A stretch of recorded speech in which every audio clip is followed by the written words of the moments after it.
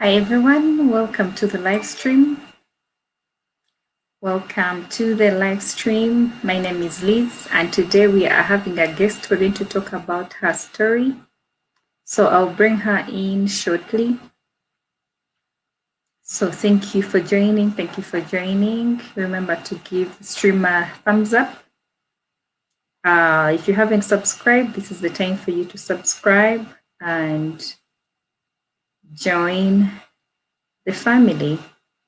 So yes, so those that have joined us, we are going to just be talking about Lynn's story, which is a sad story. It is an acid attack story, how she survived and how she is living a positive life.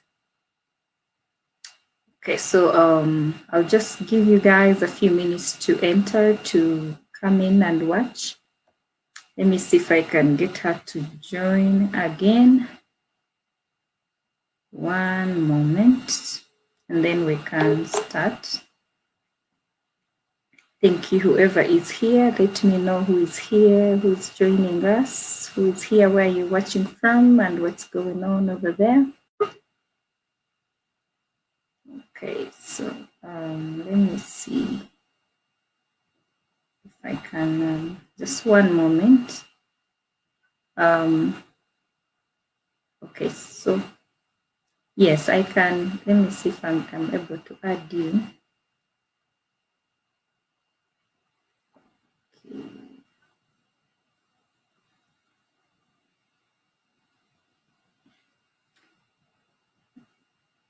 I'm trying to add her, but the internet is really slow.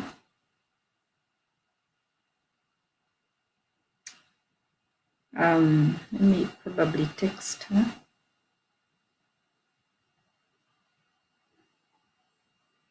Okay, so what's going on? Who is here with us? Who is here? Who is here?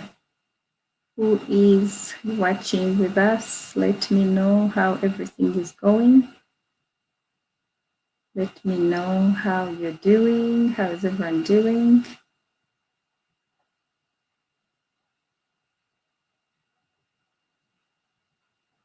Hi, Kevin. Hi, XP. Thank you for joining. Hi, Irene.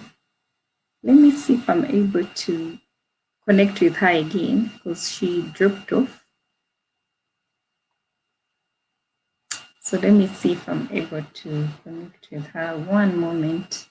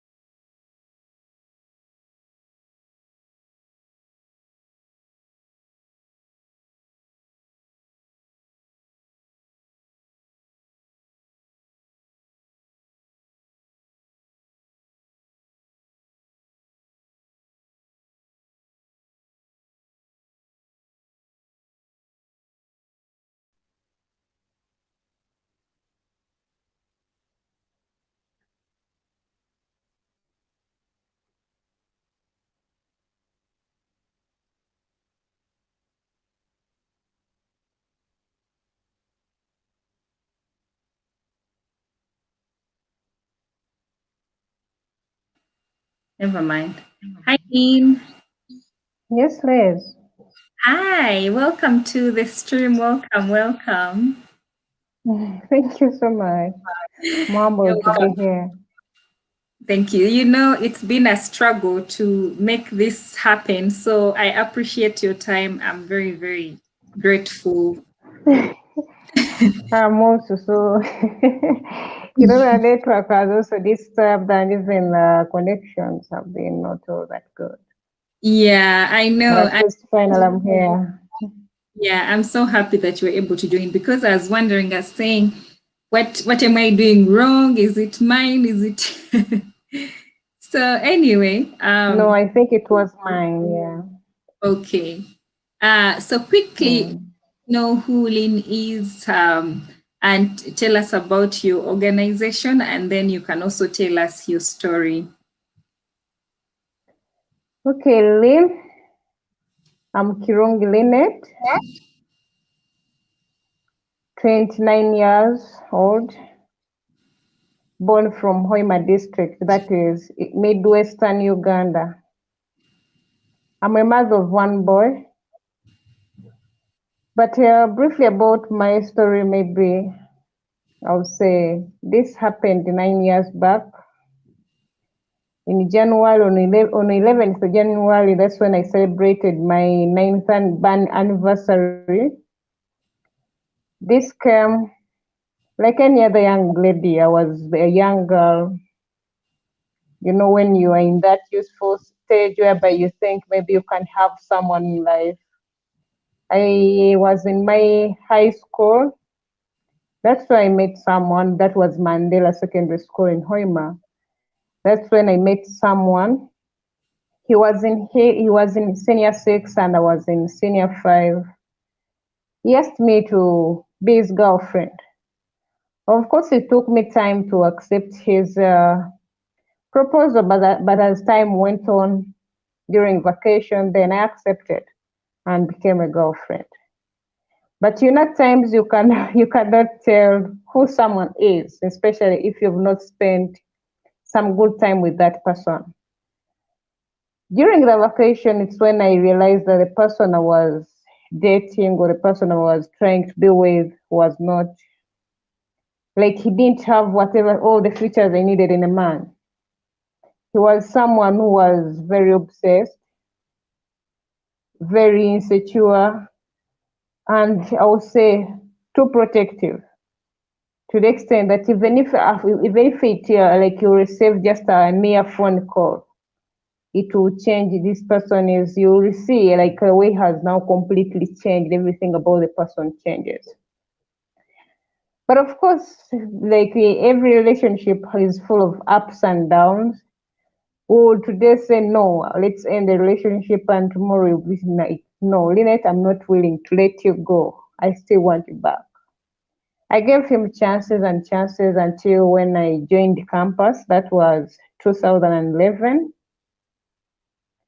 When I joined the campus, now I think things really became tough because by the time I joined, I wanted to live an independent life, far from my parents, and try to be independent. So I was like this guy when he got to know that I had joined campus. The first thing that came into his mind that it was one that once since I'm just coming to campus, then we'll start staying together as wife and husband or as a girlfriend and boyfriend. Something that I refused. So when I came, I rented a simple hostel, got a roommate, and we stayed there. But this is something he didn't want at the start. So later on, he became something different. He started to trying to track my calls, diverting all my calls.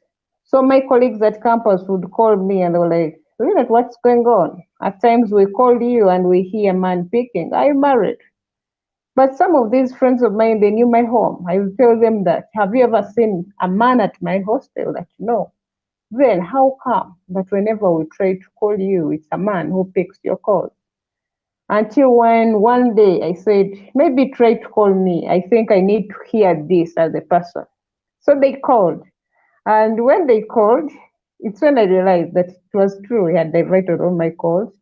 So what I did, I remember I had bought me that phone. So what I did, I called him. I went to his home and I said, you know what? Have your phone. This is not my phone. I think this is your phone. Since these people now they cannot access me, they have to access me through you. Have your phone. At least I'd rather be without a phone than being with a phone that is of no use. He tried like, no, Lynette, go with your phone. I said no. I gave him the phone. Then I started a new life. But that didn't stop there. He started trying to follow me up, all my movements, whatever I was doing. I remember the last time, like during the last moments, he tried to follow me up to campus. He called me. I wanted me to go to his home and maybe we discuss something I could not do. So I told him I was in exams, and he was like, okay. The next day, what he did, he came to campus, went to the university timetable and checked. I think that's when he realized that I didn't have an examination on that day. I had a paper the next day. When I was on my way to the campus for a discussion, it's when I met him and was like, okay, why did you tell me that you were in an exam? I've checked your timetable and I can't see any paper for you. How come? I told him I think even if it is once it is examination period, it is examination period. I'm here for exams, so it means if even if I don't have a paper, I have to prepare myself for the next paper that I'm still having. Then he said, okay, that is fine. Later on, he grabbed my hand and was like, can we have a discussion? Can we talk? I told him, if I told you're going to be brief, because I have an exam, I have a discussion. I've been called my friends to come for a discussion.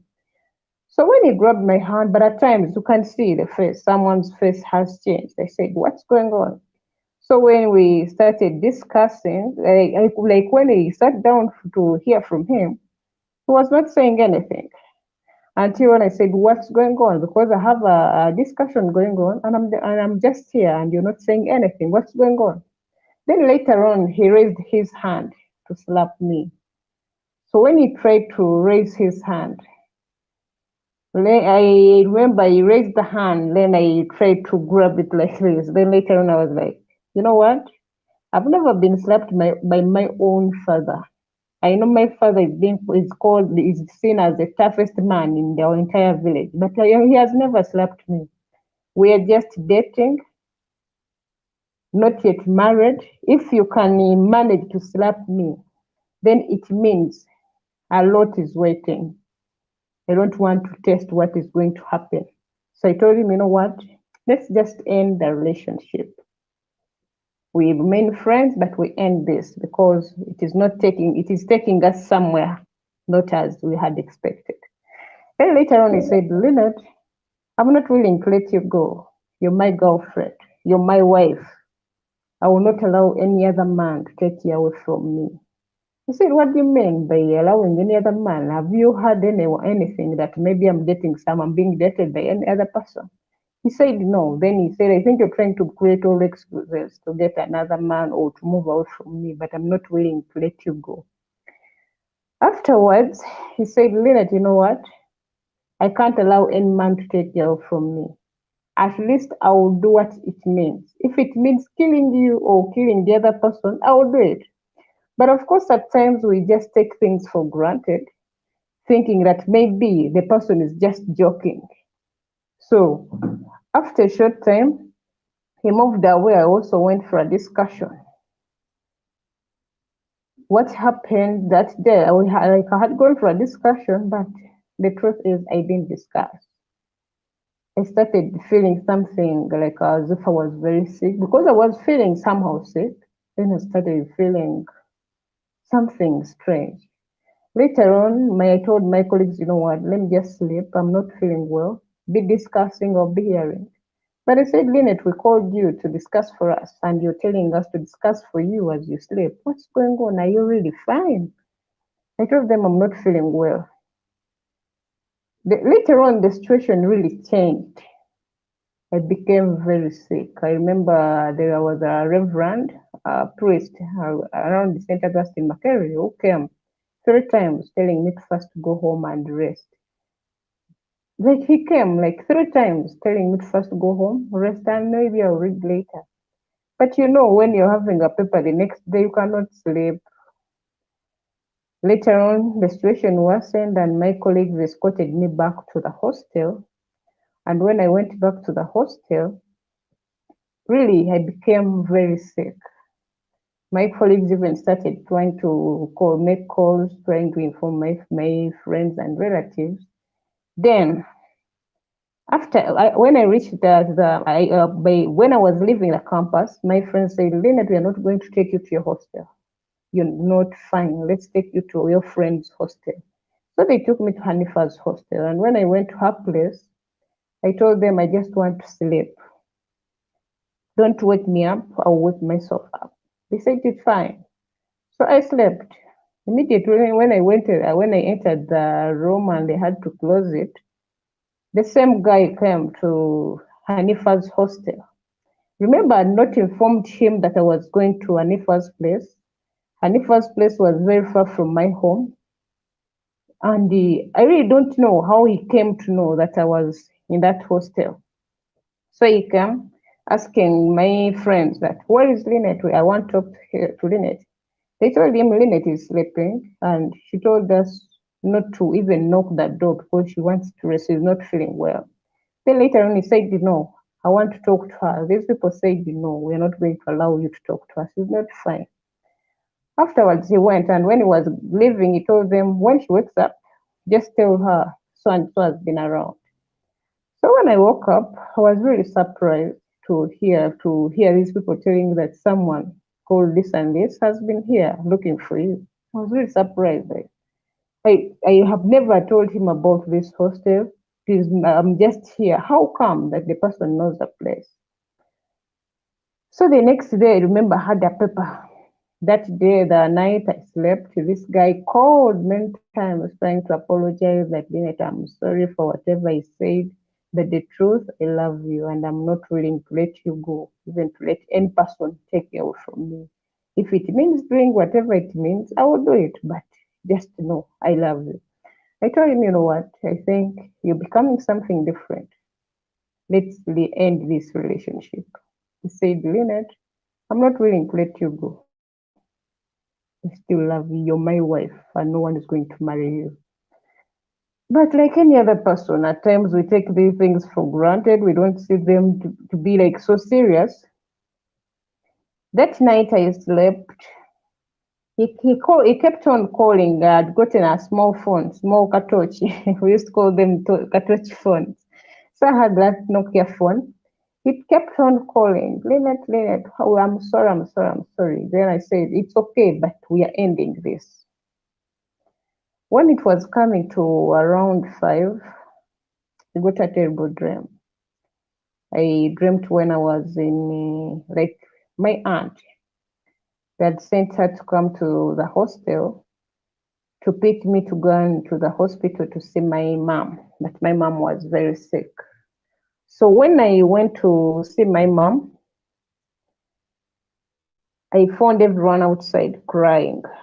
I told these people, you know what? There's something going on. I'm not going to enter the hostel. To enter the hospital. They say, I told them, no, your mom is dead. They said, no, mom is still alive, but enter. So I refused. That's when I got out of the dream. I couldn't believe that my mom was really like, it was just a dream. So I had to first make calls at home to confirm. I called my mother, I called everyone around. They were saying they're all fine. Then later on, my mom, the only thing she told me, Lynette, just kneel down and pray. But remember, during those 2 weeks of examination, I would try to pray and words could not come out. I would try to read the Bible. I would find myself sleeping. Like you're on your bed trying to read, you start dozing. You're trying to pray, you start yawning. Later on, I tried to ask my roommate, what's going on? Whenever I'm trying to listen this, something strange happens. Then my roommate said, Lynette, I think there's something going on, or there's something that is going to happen, but you need to be prayerful. Then I asked her, how will I really be prayerful when now it is becoming a different topic? Because whenever I try to pray now, I just start yawning. When I try to read, I start even dozing. So I became confused. So out of that dream, I tried to pray, but like you're really praying and you really feel whatever you're praying. You're not all that strong like the way you used to be strong spiritually. So after prayers, what I did, I woke up. I told my roommate, you know what? Let's just prepare ourselves. We go to campus. At least for the first day, we enter a Makerere library because for first years, especially first semester, most of us we really go to the library. Most cases you read from the Freedom Square or your classrooms. So on that day, I told her, let's prepare ourselves. So we go 100. But remember, I was on evening program. I used to go only on evening, and that was my first day when I went to Makere early in the morning. So this guy it was around six, he called me again. Said, Lynette, where are you? Like I told him I'm sleeping. Then okay, he said okay. At what time are you going to campus? I told him I'll go. I think I want to go very early because I have the paper and I've not read enough. He said okay. I went after showering. I had to prepare myself. Then he called again, asking, have you left? I told him no, I've not yet left, but I'm just preparing myself to go. He called me the third time, and I didn't know that this person was trying to ask me about all my plans because he had also planned something. So the fourth time, when he called, I was already leaving the hostel. Then he called and was like, have you already left? I told him no. I'm leaving the hostel right now. I'm outside the door. I'm outside. I'm almost reaching the gate. He said, okay. That was my last call. Then later on, I moved, and then when we were moving, I told these people, where are we taking the phones? Let's just take back the phones to the room. We'll find the phones after the papers. So I took the phone back to the room, and we disappeared. When we went we went to the library. On my way, when I was just starting, like just moving out of that gate, we were three of us. Hanifa, she had a brother because these people were staying in two rooms, like they were in the same hostel, having two rooms, so they were sharing food and everything. So we were moving there were three. They were all ahead of me, like I was behind. I started hearing some strange things, like weird sounds, as if there's someone following me up. I tried to look behind. I couldn't see anyone. I tried to check everywhere. I couldn't see everyone. And remember, it is 6:30, and that was my first day to move outside by around 6:30. I'd never moved out before that time, like campus time. So I tried to look behind. I couldn't see anyone. We started moving. Later on, I was now in the middle, but when you're moving as you're talking, then you find yourself now you are either in front or behind. The third time now, like the last time I was now behind.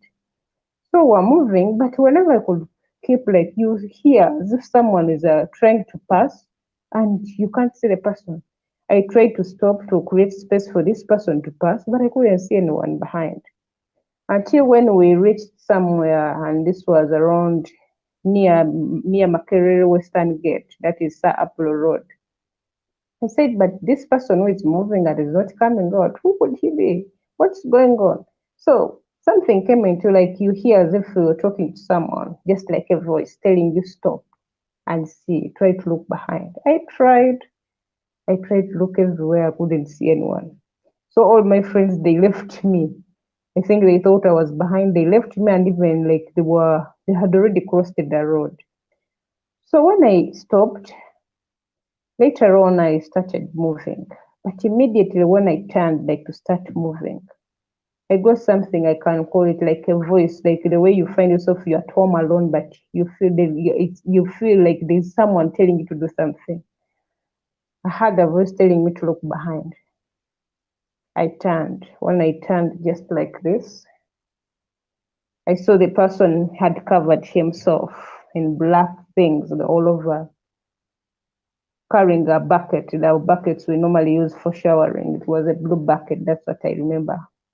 So when I saw the blue bucket, of course, I had nothing. I'd never seen anyone, any victim of acid attack. That is something I had never even thought of. So I saw the bucket and just continued moving.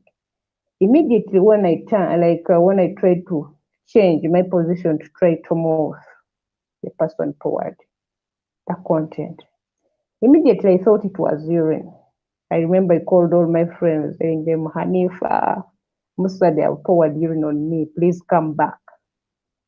But immediately, like after, I would say like not even 2 minutes, say like 1 minute, I started feeling something strange, like you hear something as if there is something pinching you. So after like 3 minutes, I was already stiff. I tried to look down. I couldn't. The neck couldn't see anything. I couldn't turn. My hands became stiff. I was just like a police officer, just doing like this. Then I said, "What's going on?" After like I think by 5 minutes or even more, I was already naked on top. Well, up I was already naked. Someone who had a vest, a bra, then a top and a jacket. I remained naked on top. I only remained with a trouser. So these people, by the time Hanifa came back, she was like, Lynette, you said they poured urine on you. You're even not the one. Then she disappeared. They told her, no, she's the one. You come back. Hanifa disappeared. So later on, she came back and she was like, no, I can't believe that is Lynette because I was boiling by that time. Like you could really hear yourself boiling, but the problem I couldn't see myself because this entire side became stiff. Like it became stiff to the extent that I couldn't see, like I couldn't see myself burning down because the neck was just like this. I couldn't turn down. After a few minutes, I had someone like, I tried to move to the main road looking for help. Remember, it is 6:30. People are moving, going for work, and most of the shops are closed. I tried to seek for help. I couldn't see anyone helping you. The pain was beyond me. So I remember, when you're in danger times, you can even think of what has never existed. Something came into my mind that there was a hospital called, is it Malcolm or something around that road. So I started running, looking for the hospital. Unfortunately, I found myself in a school that is Makerere Institute for Social Development. I found myself there. So now, then I realized that it was not even a hospital. I went back, and then these people, the ones who were on the main road, they said, that girl is going to run mad. Then they tried to look for my colleagues. They told them just get her, at least hold her. If not, she'll end up doing something. So after a few minutes, I tried to look for help. I failed. Then I went in the middle of the road, trying at least to see if at all if I can get someone to knock me down. Then that is the best option. Unfortunately, it was a convoy. The convoy, either it was for a minister or something, someone big from the government. So these people stopped and the police officers came out. They were like, what are you doing? I just looked at them. Then they were like, what are you doing, young lady? What do you want us to do? I told them, just take me to the hospital. They said, okay, let's go to our boss and you talk to our boss. When they took me to the boss said, I can see that it's acid. And the whole trouser that you're remaining with, it is full of acid. It is even still flowing. So I can't put you in the vehicle. If I put you in the vehicle, everything will get burned. I tried to beg the man, and unfortunately, I cannot even recognize who he was. I tried to beg him. He said, please, just allow me go. I can't do this because it is acid. Everything will get spoiled. So it is okay. Then he told me, you know what? Just help me, give me space, and I go. What I did, I just moved away and he left. So I remained there just like a statue because I was just like this and all my hands were like this. So what happened? My friends came back with a border and were like, let's go to the hospital. When the border guy saw me with the acid, the guy said, no, I can't take her anywhere. That is acid. It is going to damage the border, the motorcycle, so I can't take her. Later on, I got another border. Still, that was the same excuse. And when they go to the third one, I remember he told me, you know what? I would, but I don't want to be the first suspect. If I take you to the hospital, then look for me to tell these people what happened. Then, if at all, maybe if you die, I'll be taken to court or somewhere to give my statement. So this guy left me there. Until now, that was coming now to 8:30. Remember, was until around 6:30. Until when someone came and some lady had me crying. She was in a taxi, I remember. She came and told these people, you know what? This lady is going to run mad. If not, she's going to die from here. Just help her. If you have water, even if it is dirty water, just pour it on her. There was some guy who said, I think I have something like water. So he called me, said, okay, you come and I pour some water on you. He told me to lie down. I told him, you know what, I can't lie down because my body is stiff, so I can't lie down. Just pour the way you can. So when he tried to pour water, the water, like much of it was on my head. Remember, much of the acid was on my head. But the good thing I had was by that time I had a wave. So much of the acid was on top of the wave. And when he tried to pour water, my hair caught fire. So when my hair caught fire, he said, young lady, I don't want more troubles. Just to go away. He chased me away. I tried to beg him to pour out at least more water. He said, just go away. So I left here. Now I remember now I'm having fire on my head. This lady told them, just pour some soil. Everything with the fire will cool down. Then now they had to pour some soil. Remember now some acid was still on top of the wave. After some like 30 minutes, Musa, Hanifa's brother, they came with another motorcycle. And this guy still said, no, that is acid. I can't respect her. I don't want my motorcycle to get damaged. And I said, what's going on? Later on, someone from nowhere just came. There's some guy who came with a motorcycle. And he said, I think life is better than everything on this in this world. Let me take you to the hospital. If they consider me as the first suspect and maybe they need a statement from me, I will give it as long as you're alive.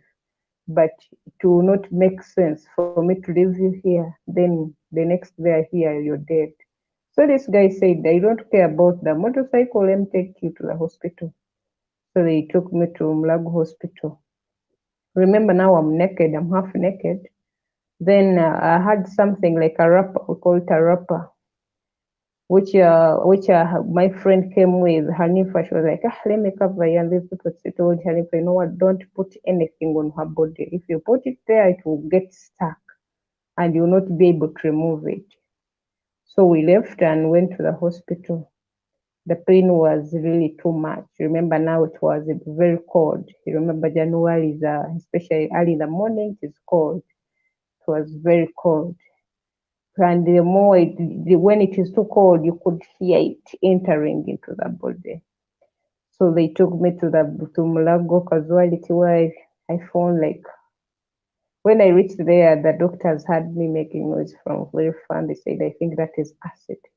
You need to pour as much water as it is. But later on, they realized they had not given me any first aid.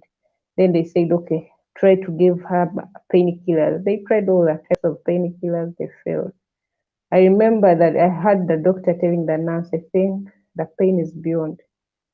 We need to cool her down. If we don't, she will end up running mad. If at least if you have something like cow foam, it will be okay. Or anything that can put her down, like to cool her down. By the time she gets up, the pain has reduced. So they tried it, it still failed, and were like, Lynette, what do you take? Do you take alcohol? I told them, no, I don't take anything. After a few minutes, the doctor said, now the painkillers have failed. Let's go to the water room. They told my friends, remember my friends had informed some other friends of ours, so they all came and they told them to start pouring water, all of them. They told them, all of you, get your pipe and start pouring as much as it is. They started. I entered that room when it was coming to 9. I left when it was around 5. They had informed about they had informed my parents, and when they told my mom, she collapsed. She couldn't believe it because they told her Annette is sick. Remember, I talked to her in the morning when I was telling her about that dream that I was not even feeling fine. She said, no, I talked to her. She told me she's not fine. Then they told her, no, that is not the issue. They have burnt her with acid. Then when she had that, she became unconscious. The same thing happened to my dad. Then meaning these people could not come there and then.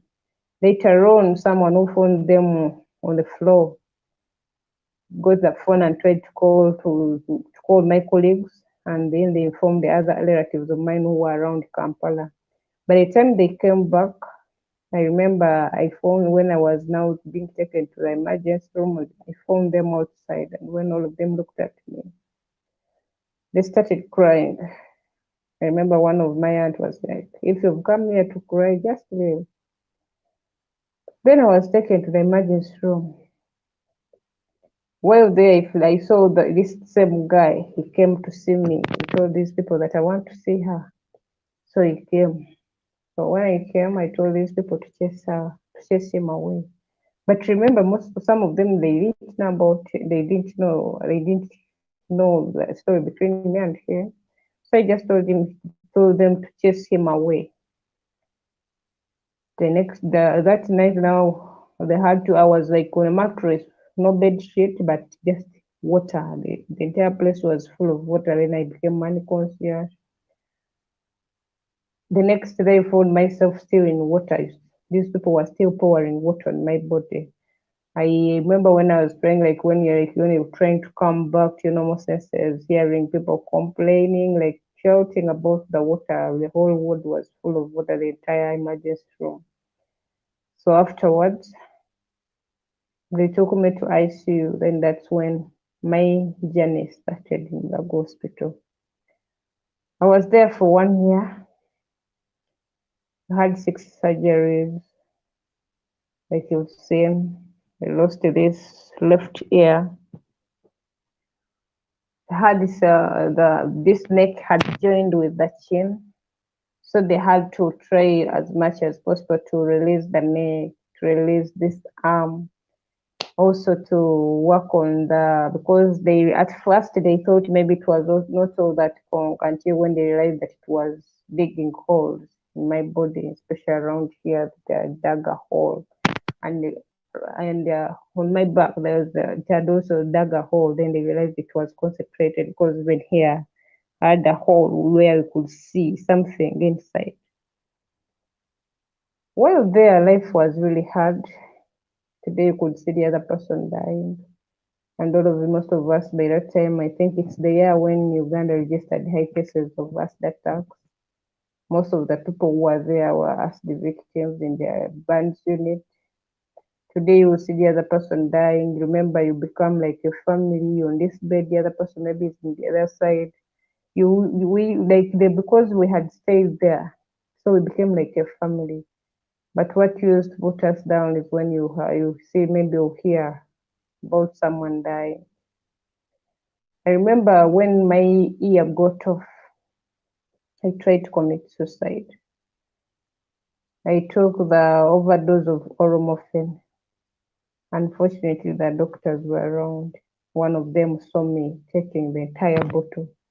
Then my parents were outside because when I became aggressive, I started chasing all my caretakers.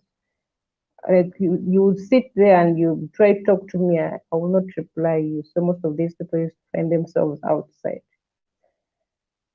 After some time, the doctor called them and was like, "What's going on? Lynette has done this and this." So they realized they had taken the overdose. Then they had to put more drips to try to cool down the medicine. That's how I was saved. Afterwards, now life really became hard, especially when I lost that ear. I could not accept that now I had become something like a different person. I hated myself, like saying that even like you hate everything around you. But when in hospital, it's when I realized that It's only your fellow survivor who can understand you, who can understand your pain, and who can understand like all your needs. So I remember there was a lady called Hanifa. She was a lecturer's wife. She was also burnt by the lecturer. Hanifa had lost sight. One of her eye, one she was partially blind, but she had remained with one eye. She used to come like, and with that the eye she had many issues. Every day they could take her to research in a lens. Remember, for me as a person, immediately after being admitted there, I was blind for the 2 months, so my eyes couldn't see anything. But Hanifa, when she heard about me, remember, was a Makerere student and she was burnt by Makerere lecturer. She was burnt in December, was burnt in January. She kept on coming to my bed. She was like, Lynette, at least I want you to keep complaining about your eyes. I've lost now sight. I'm not sure whether my second year will survive. I don't want you to lose sight. You're a young girl, because by that time I remember I was just 9, I'm making 20 years. Said, I don't want you to lose sight. At least once you, even if you have all like pain everywhere, just focus on the eyes. Their focus, the doctors focus on your eyes. Excuse me. So the doctors came and they were like, I think that the eyes will open. They will try to close the eyes. Afterwards, they put something like a cup where you can see some light, little light, because they don't want much light to enter your eyes. Afterwards, when they tried to open, maybe they realized that, oh, my eyes were not opening very fast. Then I remember one of the doctors came and he told these people he had something which they used to, like, they put it here and they could see what is happening. He told them, I can see acid is eating up this eye within maybe like 3 days it will be done. Then when I heard that, really, it was like the world has ended. So this doctor, remember at times they are willing to do everything, but maybe they don't have the whatever all these facilities around. Lucky enough, I had a friend who got me an eye specialist. This eye specialist came, tried to look at the eyes, and he told me this eye was almost becoming blind. And even this one needed the support of this one, so they had to insert the lens in this one. After a few days, then my sight was saved. But of course, when I lost the ear, I became something else. My mom, she could stay there. If you're not talking, they tell you bring what, you don't want to talk to anyone. So and if I kept on coming. So when I became aggressive because of the ear, and if I came, and she was like, Lynette, where you have your sight, at least your second eye has been saved. What about me? One eye is already gone. I saw it falling down. And the second eye I'm having is just partially.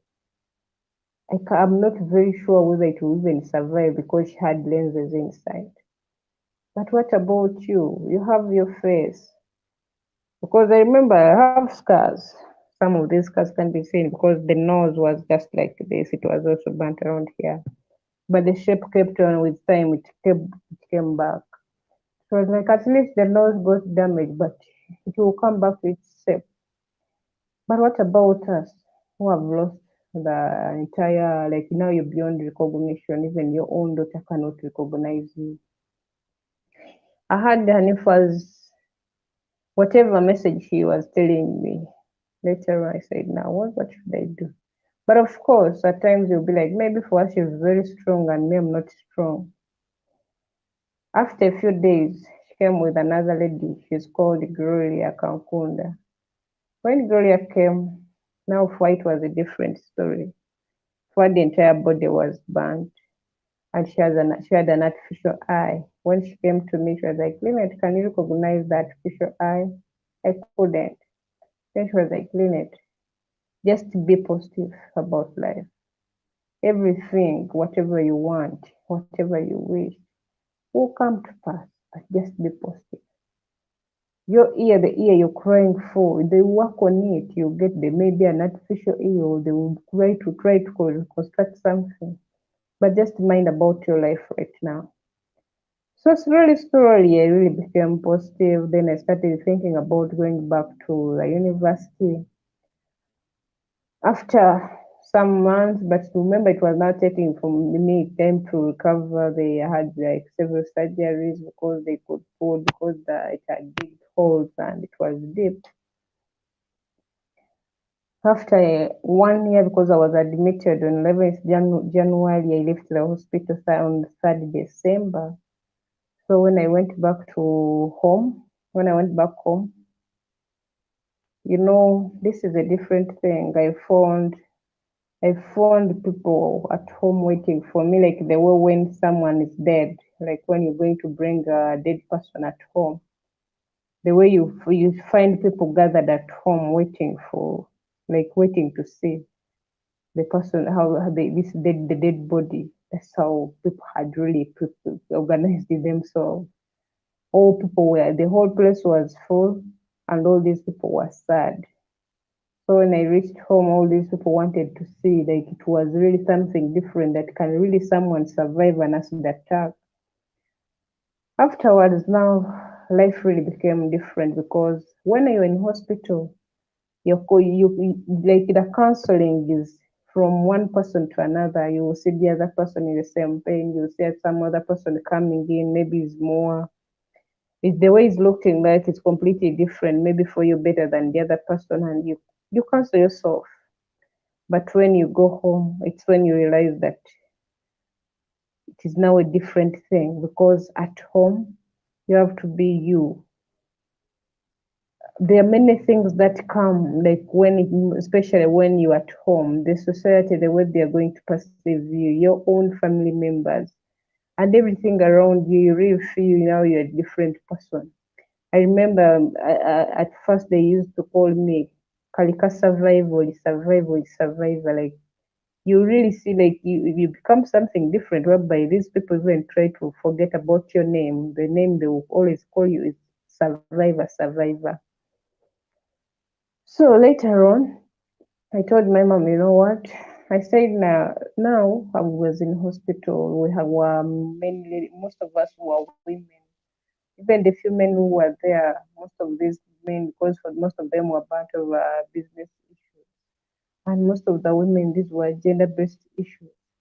At times some of these people they die silently. They don't want to speak about it. For example, being burnt by the fire by your own husband, the father of your children, and you don't want your children to know about it.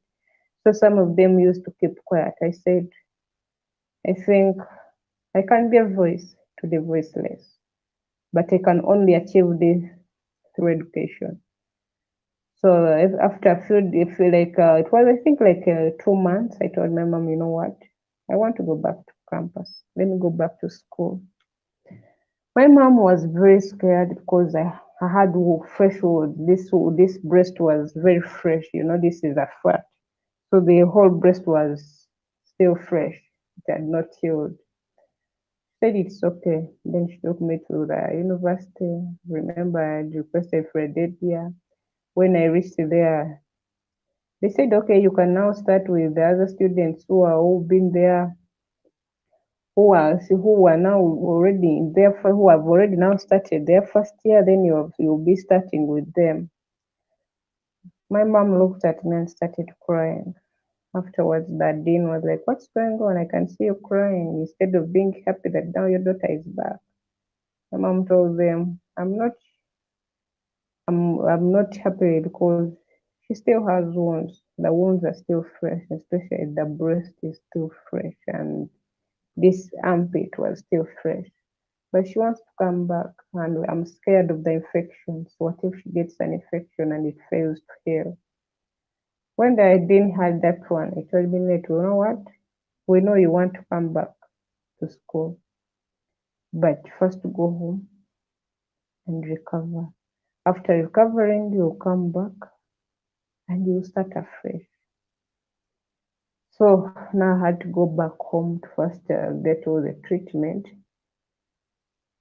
Then afterwards, I started schooling. When I went back to campus, life was really hard. You know, struggling with identity, which is now already changed identity, because I tried to change myself from a normal person to a Muslim. I used to veil my hair, veil myself and put on Muslim attires all the time because I didn't want people to see any scar on my body.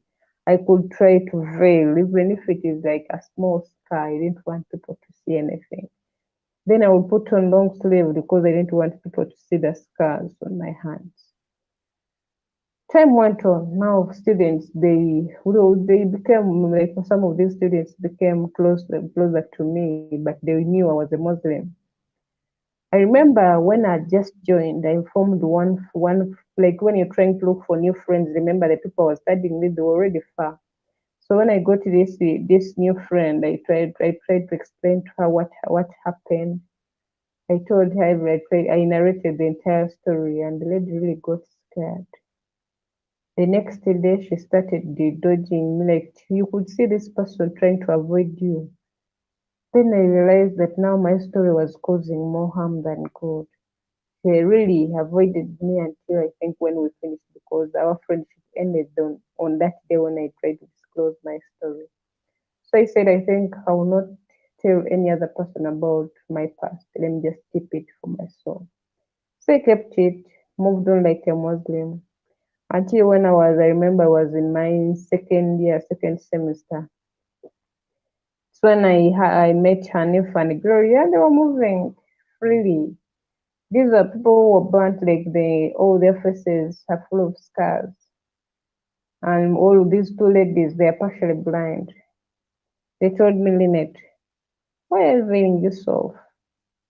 You have your face, although it is halfway, it's damaged.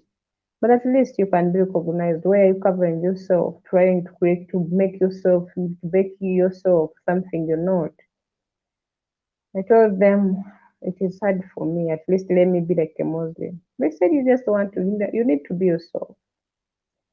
I remember that day I went back home, like to the hostel. I told my roommate, by that time I'd gotten a roommate because it took me time to get a roommate.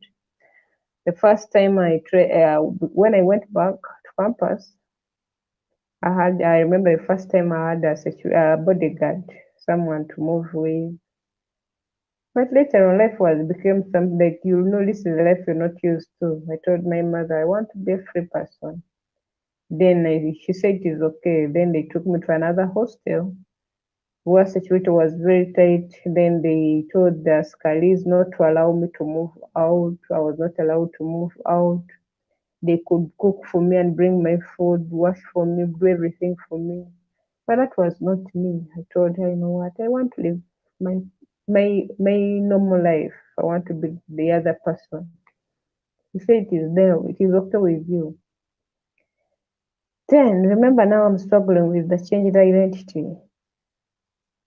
After the meeting with these people, Anifa and Gloria, I went back to the house. I told my roommate, you know what? I want to be myself. I said, Nate, what do you mean? I told her I want to be myself. I threw away all the veils and the Muslim attires. I started now to dress like the way I used to dress.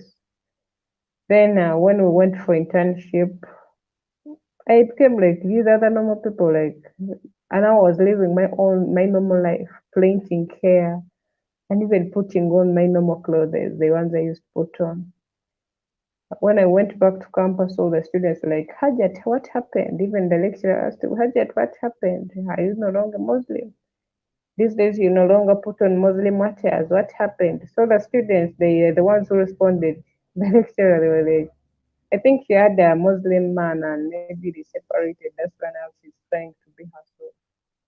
But I didn't know what was the story, the story which was behind all that. So life moved on.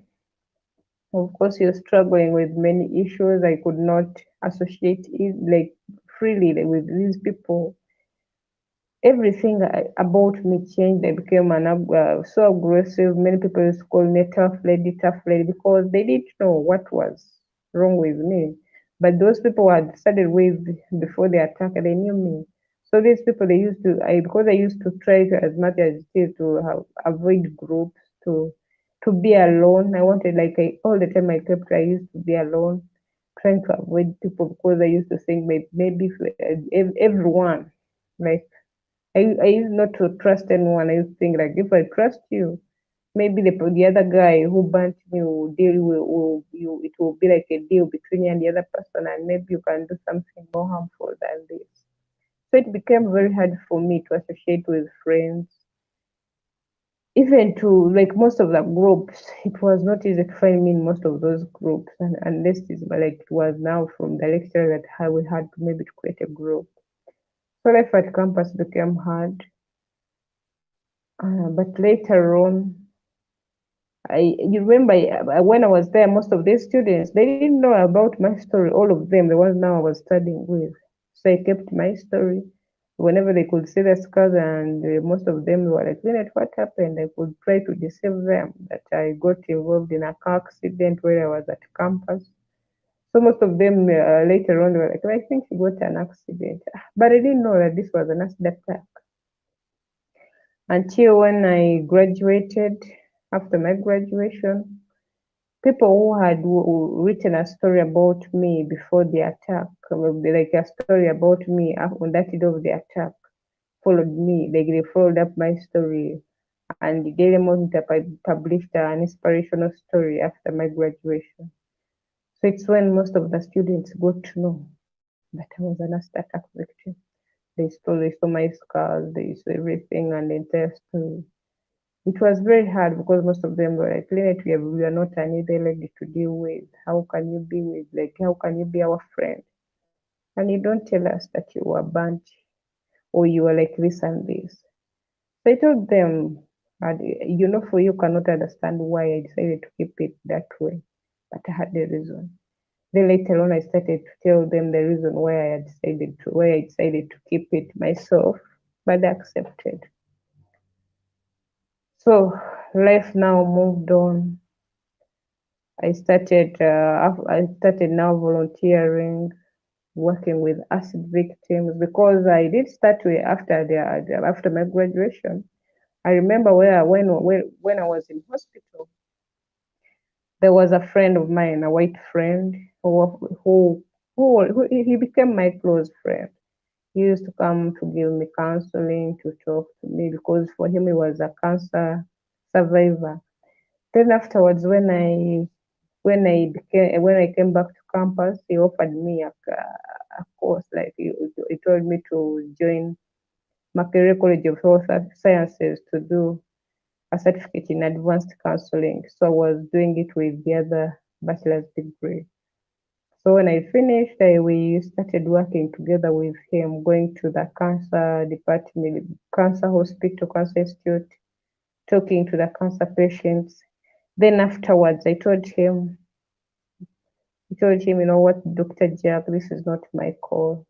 I feel I should be with the survivors, because that is my home. It's like my home. I feel comfortable when I'm with them, because during that time, the doctors used to call me and announce about it. Like, every year that they used to call me, you need to have this and this person. You can come and talk to the person. So I used to go there, but I was giving them less time. So when I told Dr. Jack, I said, Lynette, that's the reason why I wanted you to learn how to counsel people. So I started now working with the Burns patients, like, with the Burns unit. As time went on, I became like that became like a permanent home. Like, every week, I used to go there 2 times. In most cases, they could call me, Lynette, we have now this person is starving. She doesn't want to eat. She wants to commit suicide. She wants to do this. So you go. And there are times when they call you, and these people are from different regions, whereby even you don't understand the language. Maybe the person is a Mufumbira, or is only now speaking Lufumbi and you don't know the language. At times you find these people are using complicated languages, but they want you to talk to these people. So later we started working, then we had to get involved in advocacy work, trying to advocate for the rights of the victims, talking about these issues on the in various like on various because by that time I've always been using my Facebook platform, that is Ruboha Lynn, trying to talk about to spread about like to spread this info, like to create awareness about this problem. Then we started to do more of our advocacy work, supporting each other, reaching out to these victims until 2017 when we registered an organization called Hope Care Rescue Mission that supports acid and burn survivors. Then we also have those people who get disabled as a result of various events in life. For example, when you go to the burns unit, we have a unit called plastic ward, where these people who get maybe disabilities have different disabilities. Maybe it is a car accident, or we got involved in, maybe you had issues. You find yourself you have now one leg. So those are some of the people we've been dealing with. Then later on, we added on the albinos and other people with disabilities, which we call the underserved people. Most of these people who have been neglected, who have not been seen as important people in our societies.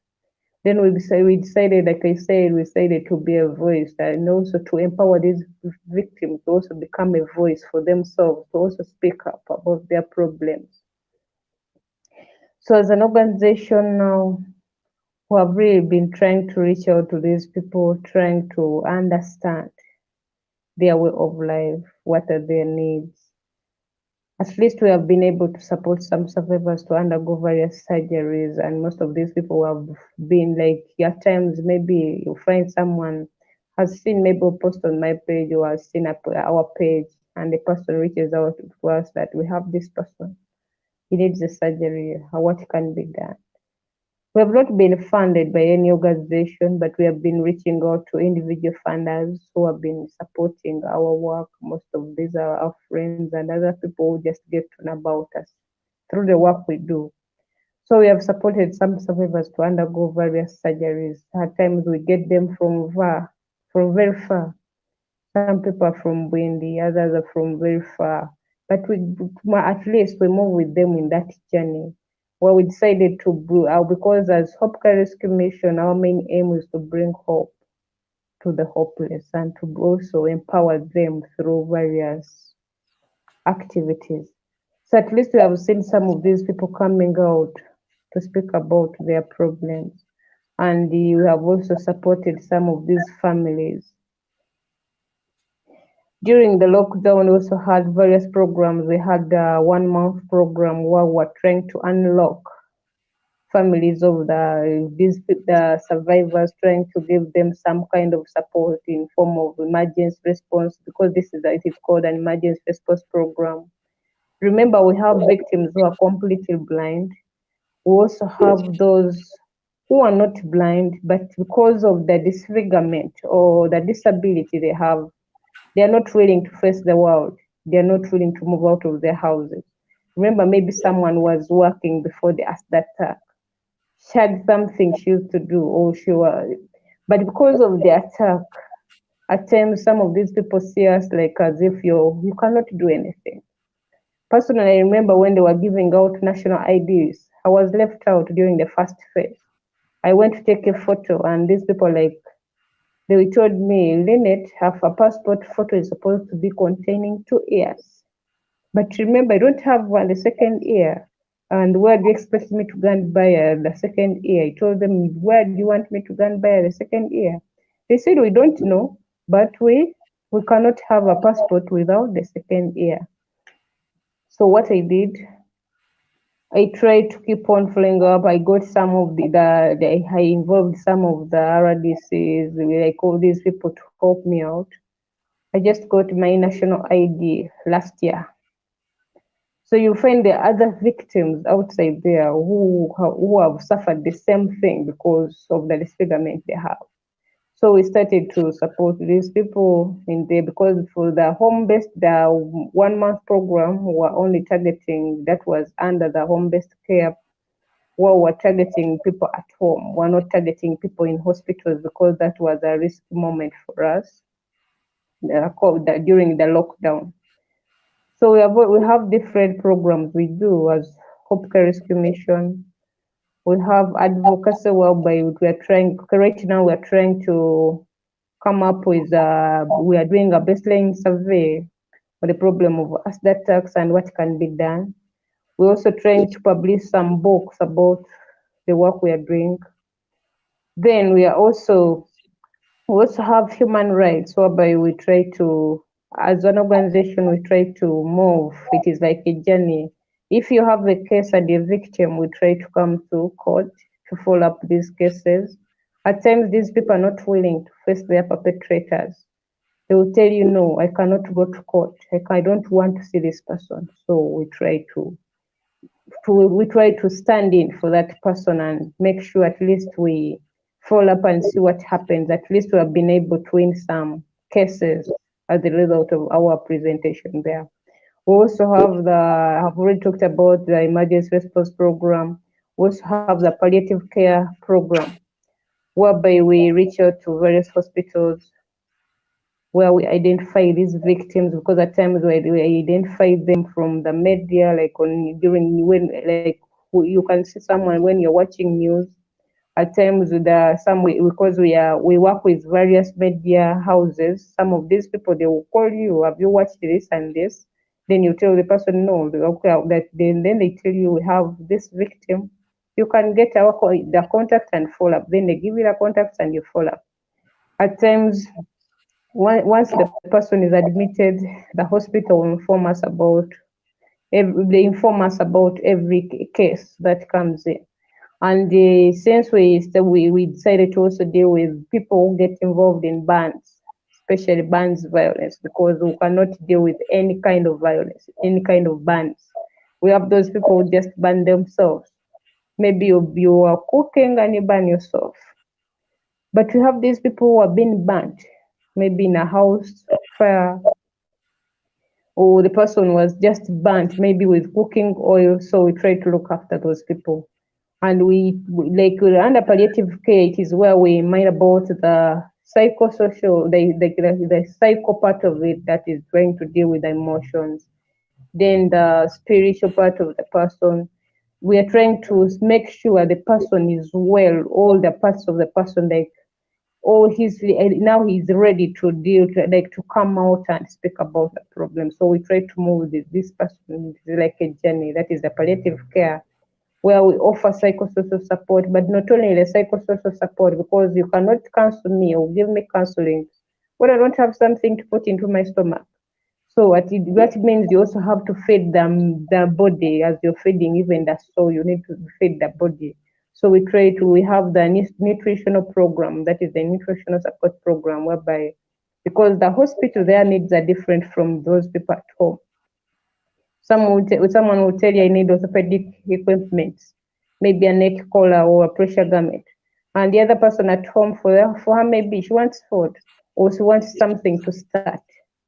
We also have an empowerment program, which we call the socioeconomic empowerment, where we try to empower a person, socially and economically, whereby you want to first see the person that is willing. Now, the person who came, maybe like I've told you, you find a person is not willing to move out, is not willing to, like, the cop-up mechanism, it is different from one individual to another.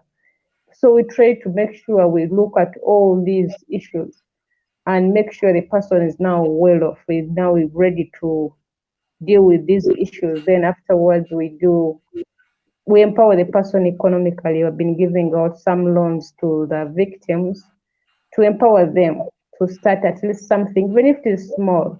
But as long as the person is willing, the person can do something and sustain maybe the family, or sustain him or herself.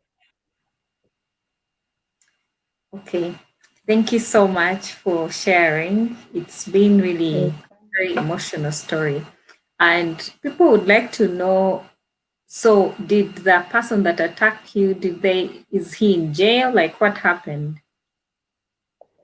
The person who attacked me, like I think I didn't talk about that part. Immediately, they got my statement and the person was arrested. But this is Uganda, where times laws don't work. He was arrested for only a week. Then I saw the police officers coming to the hospital. They told me, Lynette, I remember by that time I couldn't see anything. They told me, Lynette, yes, you can't see, but if at all we put you in a line, we put the person in a line, the person who burnt you in a line, can you recognize him? Like, can you identify him? Remember, I can't see, and they wanted me to identify the person in a line. You just can't touch the person. Then afterwards, now they came up with other excuses that Lynette, even if you take the person to court, even if you win the case, but the person will not stay in prison for long because we don't have a specific law on acid violence. They told me right now, like they told me by that time, they were using the penal code, and that it was now they were considering acid violence as assault or attempted murder, but the circumstances were all a bit different.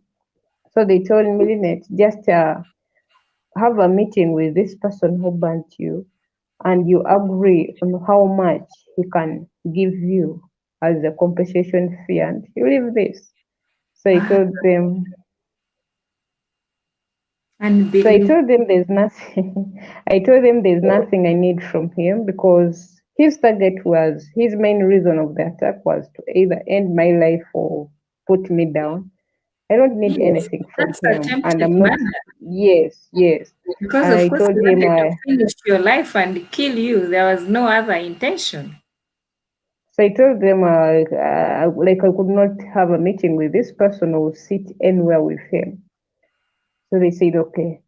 After, I think it was after one day, now making a week, he was out.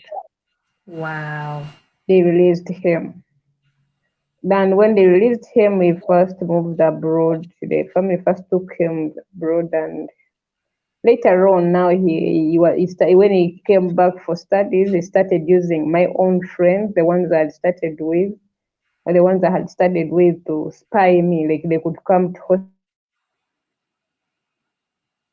tell there what we were planning to do. So later on, I realized, like, this is someone where I said he was very obsessed because even after attacking me, still he kept on saying, "Lynette, I still want you back." Even when What? I went back, yes, It's so even when I shocking. went back to campus, he told me, Lynette, you're still my wife. I'm waiting for you. Even if it means waiting for how many years, I'll wait. But you're the person I have to marry. So later on, by the way, I think something maybe I didn't tell you. He kept on calling.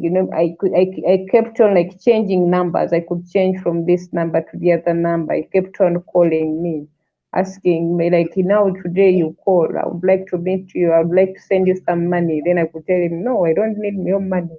I would like to meet you. Then I could tell him, whatever was between us ended. Now we cannot share. Like we cannot even sit on one One table, like, table. and maybe yes, and share anything because that's how you ended it.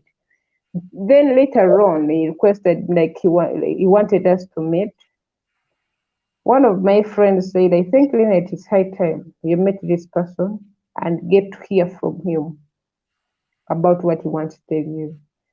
I went, I told my roommate, like, Sharon, let's go and meet this guy. Once you see me stopping, that will be the person for you. Also stop somewhere as you keep on watching what is happening. So when I reached there, I told him, I think what you wanted, you only wanted to see how I look like. This is how I am. I remember by that time I was now like a Muslim. So I told him, this is who I am. What is it? Then later on he was like, Lynette, let's get somewhere and we sit and talk. I told him we can no longer share one table. We are no longer lovers, so there is no need for us to sit and talk. You can tell me whatever you wanted to tell me just here.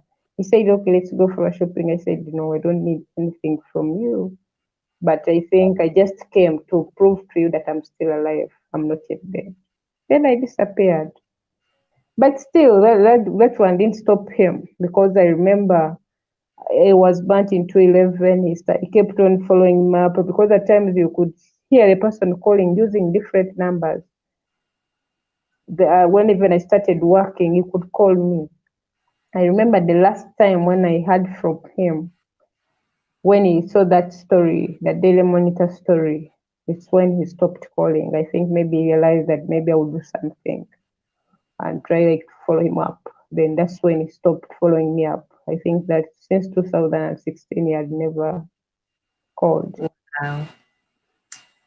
What an emotional story. How hard people can be, like because somebody has said, let's end the relationship, you want to end their life. Like you just can't live without them and you don't want them to be happy. Thank you guys for watching. Thank you everyone that tuned in today. Thank you for your support. Thank you for watching. And I want to say, Lynn, thank you so much for having the courage to go through this. And then you're helping others that are going through similar experiences.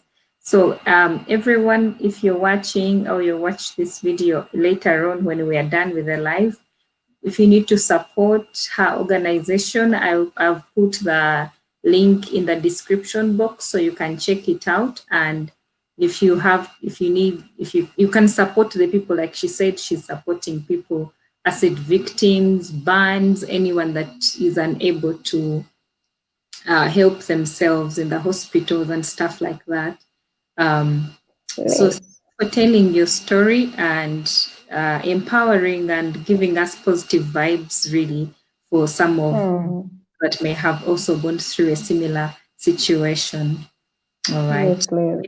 To end this live in a few minutes, thank you guys for joining me, and we'll see you in the next video.